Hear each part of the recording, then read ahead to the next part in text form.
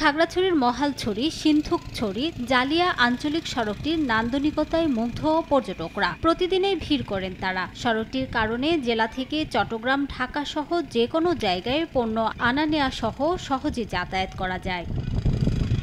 কিন্তু সাম্প্রতিক ভারী বর্ষণে সড়কটির ৩৭টি পয়েন্টের বিভিন্ন জায়গায় পাহাড় ধস ও দেবে গেছে। তবে ঝুঁকি নিয়ে করছে যান চলাচল।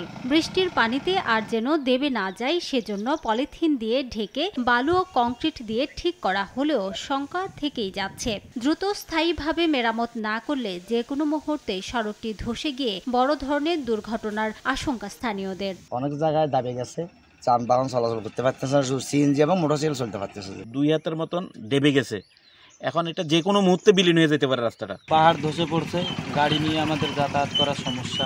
সরকারের প্রতি বিশেষ দৃষ্টি আকর্ষণ রাখবো, যেন একটু দ্রুত মেরামত করে রাস্তাটা মেরামত করে দিই, তাহলে আমাদের এই খাগড়াছড়ি জেলা বা মহালছড়ি উপজেলা, রাঙ্গামাটি জেলা এই সমস্ত জনগণের অনেক উপকার হবে।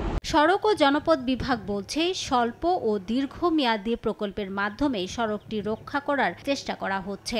তাৎক্ষণিকভাবে কিছু অস্থায়ী রক্ষাপদ কাজ করে ফেলেছে এর মধ্যে, এবং সামনেও আমরা এগুলোকে কেন্দ্র করে আমাদের পরিকল্পনা আছে, এবং যেখানে যেটা ব্যবস্থা নেওয়ার সেটা আমরা ইনশাআল্লাহ নিব। 2023 সালে সেনাবাহিনীর ইঞ্জিনিয়ারিং কনস্ট্রাকশন ব্যাটালিয়ন সড়কটি নির্মাণ করে। সময় সংবাদ, খাগড়াছড়ি।